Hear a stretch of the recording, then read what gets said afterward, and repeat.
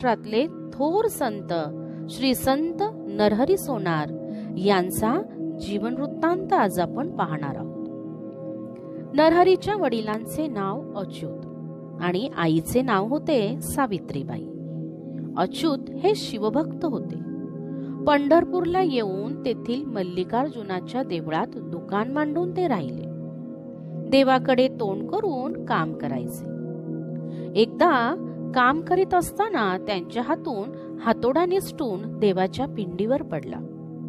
तेव्हा पिंडीला घट्ट मिठी मारून अच्युत दुःख करू लागले। तेव्हा महादेव त्यांच्यावर प्रसन्न झाले आणि त्यांनी त्याला एक महाभगवत भक्त पुत्र होईल असा वर दिला। याच पुत्राचे नाव नरहरी सोनार। याचे 7व्या वर्षी मौजीबंधन झाले आणि पुढे लग्न झाले। त्यांच्या पत्नीचे नाव गंगा।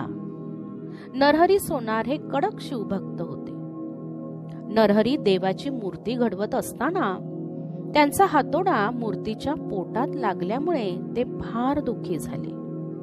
मी फार पापी आहे आणि मला हे काम नको असे म्हणून त्यांनी आपली सोनारकीची सर्व हत्यारे चंद्रभागेमध्ये टाकून दिली। त्यानंतर ते फक्त बागेश्वरीचीच पूजा करी।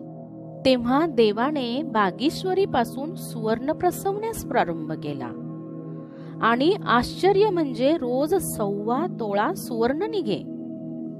नरहरीची बागेश्वरी मल्लिकार्जुनाच्या देवळात अद्यापही आहे। नरहरी हे कट्टर शिवभक्त होते। शिवाशिवाय कोणत्याही देवाचे दर्शन न घेणारे आणि पंढरीस राहून पांडुरंगाचेही दर्शन न घेणारे असे ते होते। पांडुरंगाचे तोंडही पाहणार नाही ही त्यांची प्रतिज्ञा।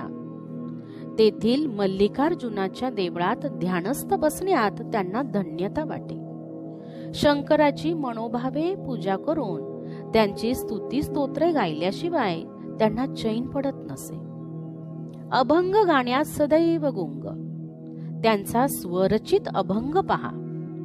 पहा पहा तुम्ही डोळा माझा शंकर भोळा, भावे तोषे कर्पूर गौर हर हर वदता, ध्यान धरुणी स्मशानी जप रामनाम मनी, शंभूचे चरणावरी लोळे सोनार नरहरी। कारागिरीच्या कामाची कितीही गर्दी असो, देवाची पूजा आणि चिंतन केल्याशिवाय ते कामाला हात लावित नसत। एके दिवशी त्यांनी कळवळून हात जोडून आपल्या आराध्य देवाला वंदन केले आणि त्यांना प्रार्थना केली, हे कर्पूर गौरा, हे उमापती, हे शंकरा, हे महादेवा, हे विश्वनाथा, मी अत्यंत अपराधी आहे। मी पापी आहे। माझे सर्व अपराध तू पोटात घाल आणि मला निश्चिंत कर। तुझ्या प्रत्यक्ष दर्शनाची मला फार ओढ लागली आहे। हे त्रिपुरांतका, हे महादेवा, मला आता धीर धरवत नाही। दर्शन देऊन तू माझे मन शांत कर।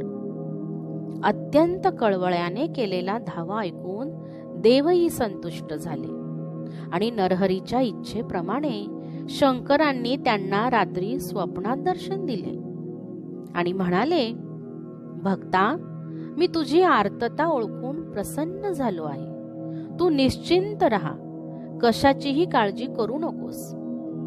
स्वप्नातून बाहेर पडताच नरहरी जागे झाले। जय शंकर म्हणून ते ओरडले आणि स्वप्न पुन्हा पुन्हा आठवून गहीवरून येत होते। आनंदातिशयाने ते थोडे गडबडूनही गेले। अनेक वर्षांची तपश्चर्या फळास आली म्हणून त्यांना धन्यता वाटली। मल्लिकार्जुनाचे हर्षोत्फुल्ल मनाने चिंतन करून ते पुढील कामास लागले। दौलताबादचे हरिशेठ सावकार अतिशय श्रीमंत होते। घरात गजात लक्ष्मीचा वास। सर्व प्रकारची सुखे हात जोडून उभी होती, पण त्यात एका सुखाची उणीव होती। सुख हे पैशावर अवलंबून नसते। कितीही पैसा असला तरी काही सुखे विकत घेता येत नाहीत। संतती सुख हे त्यापैकीच एक। या सुखाच्या अभावामुळे हरिशेठ आणि त्यांची बायको मनामध्ये खिन्न असे। वरकरणी दोघे आनंदित दिसायचे, पण संतती नसल्यामुळे मनाला खंत वाटे. एखादे तरी मूल हवेच. मुलाशिवाय कौटुंबिक जीवन निरर्थक. पुष्कळ उपाय झाले, दानधर्म केले, अनेक व्रते केली, नवस झाले, पण सर्व काही व्यर्थ. हरिशेठची बायको रमाबाई हिने एक उपाय सुचवला. त्याच गावात गोपाळ शास्त्री या नावाचे एक कर्मनिष्ठ आणि पांडुरंगाचे निस्सीम उपासक राहत होते. ते लोकांच्या उपयोगी पडणारे आणि त्यांची दुःखे दूर करणारे असा लौकिक त्यांनी संपादन केला होता. रमाबाईंनी आपल्या पतीला त्यांना एकदा भेटण्याचे सुचविले. हरिशेठने त्यांना भेटण्याचे ठरविले. त्यांच्या मनात एक उत्स्फूर्त आशा अंकुर निर्माण झाला. ते पती पत्नी उभयता गोपाळ शास्त्री यांच्याकडे गेले. एवढे श्रीमान सावकार आपल्याकडे आलेले पाहताच शास्त्री बुवांना मोठे आश्चर्य वाटले. यांना कशाची चिंता असेल? लक्ष्मीचा वरदहस्त, सर्व सुखे पायाशी लोळण घेत आहेत.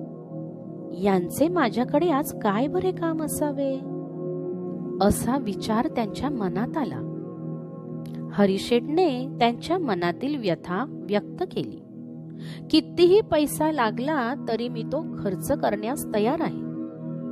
यावर गोपाळ शास्त्री म्हणाले, येथे पैशाचा प्रश्न नाही, भावनेचा आहे. पांडुरंगांवर पूर्ण विश्वास पाहिजे. हरिशेठ म्हणाले, तुम्ही म्हणता ही गोष्ट खरी आहे. पांडुरंगाची सेवा मी मनोभावे करण्यास तयार आहे. काही मार्ग दाखवा. शास्त्री बुवा नेहमीच्या पद्धतीनुसार काही काळ ध्यानस्थ बसले. नंतर त्यांनी डोळे उघडले आणि म्हणाले, शेठजी, देवाला एक नवस करा. मला पुत्र प्राप्ती होताच पांडुरंगा तुला सोन्याचा करगोटा बांधीन. दोघांनी हा नवस मनापासून उच्चारला आणि शांत चित्ताने घरी परतले. देव पावला, नवस फळास आला. रमाबाईंना पुत्ररत्न प्राप्त झाले. ही आनंदाची वार्ता सांगण्यास उल्लसित मनाने हरिशेठ शास्त्री बुवांकडे गेले. त्यांच्या घरातील पांडुरंगांपुढे एक मोठा केशरी पेढ्यांचा पुडा ठेवला आणि मनोभावे देवाला नमस्कार केला. आता नवस पुरा करण्याचा प्रश्न. हरिशेठ म्हणाले, हा सोन्याचा करगोटा कौशल्याने तयार करणारा कोण बरे मिळेल? अहो, विचारात कशाला पडता? तुम्ही पंढरपूरला जा आणि नरहरी सोनाराला भेटा. तो उत्तम कारागीर आहे. एकदम मनपसंत असा करगोटा तो तयार करेल, असे गोपाळ शास्त्रींनी त्यांना सुचवले. हरिशेठ नरहरी सोनारांकडे गेले. नरहरींनी रत्नजडीत करगोटा तयार करण्याचे मान्य केले, पण त्यांना पांडुरंगाच्या कमरेचे माप हवे होते. तुम्ही माप आणलेत का? नाही, आपण देवळात जाऊ आणि तेथेच माप घेऊ.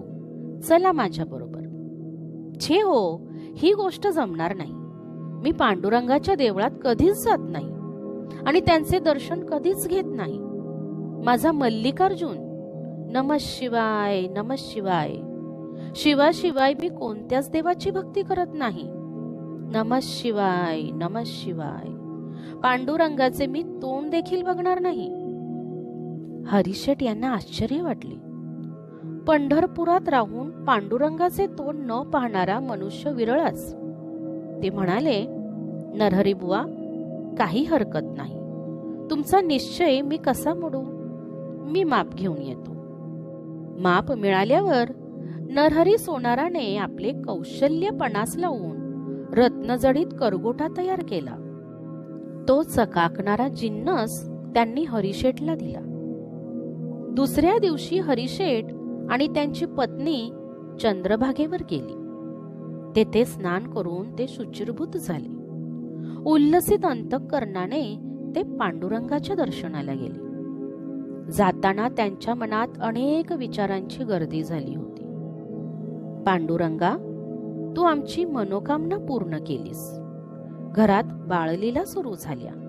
वंशाचा दिवा आमच्या दृष्टीस पाडलास. केवढे भाग्य आम्हाला दाखविलेस. आमचे घर आनंदाने भरून गेले. हरिशेठ देवळात गेले आणि नवसाचा लखलखणारा करगोटा पुजाऱ्याच्या हातात दिला. पुजारीही त्या चकचकणाऱ्या करगोट्याकडे पाहून आनंदित झाले आणि म्हणाले, हा जिन्नस नरहरी सोनाराने बनवला असणार. त्याच्या इतका उत्तम कारागीर उभ्या महाराष्ट्रात भेटणार नाही. असे बोलून पुजाऱ्याने तो करगोटा देवाच्या कमरेस लावला. अरे रे, काय करावे, करगोटा आखूड झाला. हरिशेठ मनाने खट्टू झाले, पण म्हणाले, आणा इकडे, मी तो थोडा वाढवून आणतो. ते तडक नरहरी सोनारांकडे गेले आणि थोडा वाढवून देण्यास त्यांनी सांगितले. दुसऱ्या दिवशी तो वाढविलेला करगोटा घेऊन हरिशेठ पुन्हा देवळात गेले. पुजाऱ्याने तो देवाच्या कमरेला लावताच तो फार मोठा झालेला आढळला, कमरेतून सहज गळून पडणारा. हरिशेठ बुचकळ्यात पडले. आत्ता काय करावे म्हणून ते सचिंत झाले, थोडे अस्वस्थ झाले. पुजारी म्हणाले, करगोटा तयार करणाऱ्याने जर माप घेतले असते तर बरे झाले असते. हरिशेठ खिन्न मनाने पुन्हा सोनाराकडे गेले आणि सर्व हकीकत त्यांना सांगितली. त्यांनाच आता उपाय विचारू लागले. त्यावर नरहरी सोनार म्हणाले, खरे म्हणजे मीच माप घेणे इष्ट, पण मी देवळात जात नाही. यावर हरिशेठ यांनी एक उपाय सुचवला. ते म्हणाले, तुम्हाला पांडुरंगाचे तोंड पाहायचे नाही, मग मी तुमचे डोळे बांधतो आणि तुम्हाला तुमचा हात धरून देवळात नेतो. तुम्हीच माप घ्या म्हणजे झाले. नरहरी सोनार विचारात पडले, पण लगेच त्यांनी होकार देताच ते हरिशेठ बरोबर देवळात गेले. डोळे बांधून आलेल्या नरहरींकडे पाहून लोक चकित झाले. काहींना आश्चर्य वाटले, काहींनी त्यांचा उपहास केला, तर काही कुचेष्टेने हसले सुद्धा. देवळात गेल्यावर नरहरींपुढे नवीनच समस्या निर्माण झाली. माप घेण्याचा प्रयत्न करत असताना ती विठ्ठल मूर्ती ते हातांनी चाचपू लागले. त्यांना ती शंकराचीच मूर्ती हाती लागल्यासारखे वाटले. मस्तकी जटाजूट, गळ्यात सर्पांचे अलंकार, असा शंकरांचा थाट त्यांच्या हातास लागला. ते म्हणाले, हे तर माझे आराध्य दैवत. म्हणून त्यांनी बांधलेले डोळे सोडले आणि मूर्तीकडे पाहिले. तो ती शंकराची नसून विठ्ठलाची मूर्ती त्यांच्या दृष्टीस पडली.